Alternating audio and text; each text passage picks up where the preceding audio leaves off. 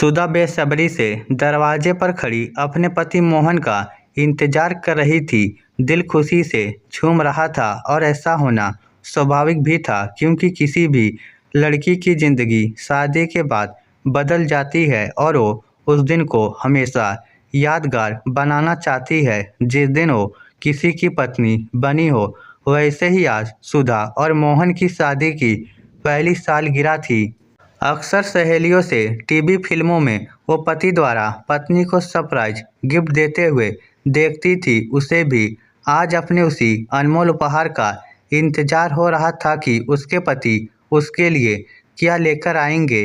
गली के मोड़ पर जैसे ही उसने मोहन की बाइक दिखी, उसका मन और भी अधिक तेजी से उस खूबसूरत पल का इंतजार करने लगा। मोहन ने दरवाजे पर अपनी बाइक रोकी और मुस्कुराकर सुधा की ओर देखा। सुधा ने देखा मोहन उसके लिए सचमुच एक पैकेजिंग गिफ्ट लेकर आया है। मोहन ने बाइक से उतरकर उस पैकेजिंग गिफ्ट को सुधा की ओर बढ़ाते हुए कहा, आपको हमारी शादी की पहली सालगिरह मुबारक हो। Happy first marriage anniversary. Thank you Mohan ji, कहकर सुधा खुशी से झूम उठी। इससे पहले वह अपने गिफ्ट को खोलती, मोहन उससे बोला, सुधा इसमें 2 साड़ियाँ हैं। 2? अच्छा। सुधा 2 साड़ियों के नाम से उछल पड़ी, क्योंकि डिब्बे पर शहर की सबसे बड़े शोरूम की छाप लगी हुई थी। उसने तुरंत पैकिंग खोली। तुम्हें जो पसंद हो इनमें से एक रख लेना। उसकी ओर देखते हुए मोहन बोला, एक आप लेकर तो 2 आए हैं, तो और दूसरी साड़ी वो भाभी के लिए है, उन्हें दे देना। मतलब उन्हें क्यों दे, सालगिरह तो हमारी है ना।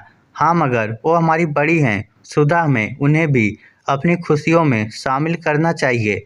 हाँ, मिठाई खिलाकर शामिल कर लेंगे, लेकिन साड़ी देने की क्या ज़रूरत। सुधा, समझने की कोशिश करो। माँ के गुजर जाने के बाद उन्होंने मुझे अपने बच्चों की तरह पाला। माँ जब गई थी तो बामुश्किल मैं 10-12 साल का ही था। उन्होंने उस वक्त अपने आंचल की छाँव में अपने इस बेटे को अपने सीने से लगाकर दुलार दिया। जब उनकी पहली बार गोद भरी, तब भी उन्होंने मुझे अपने बड़े बेटे की तरह स्नेह और ममता दी, बिल्कुल माँ की तरह। माँ होती ही है ऐसी ही, अपनी खुशियों से ऊपर वो अपने बच्चों की खुशियों को रखती है।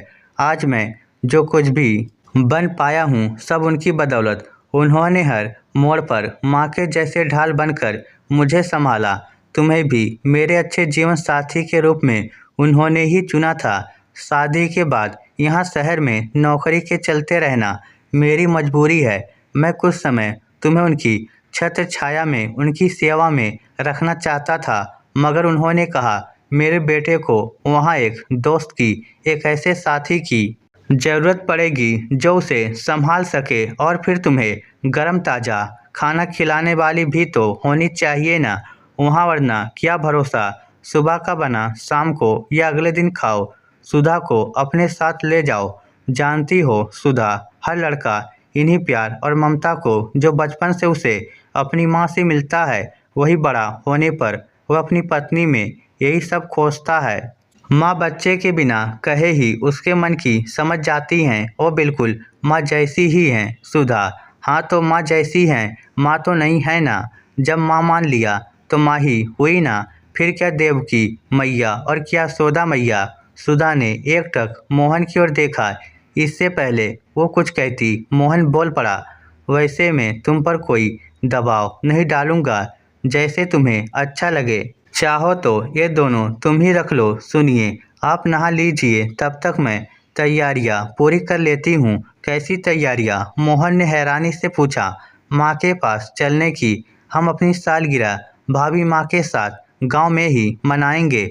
बस 2 घंटे का ही तो रास्ता है। रात भर वहाँ रुकेंगे, सुबह लौट आएंगे और कुछ समय आपकी तरह इस बेटी को भी माँ की स्नेह भरी छाया में रहने का अनमोल उपहार मिल जाएगा। सुधा कहकर मोहन ने सुधा को अपने आलिंगन में बांध लिया। इस स्टोरी को लेकर आपकी क्या राय है, नीचे कमेंट करके हमें ज़रूर बताइएगा। धन्यवाद।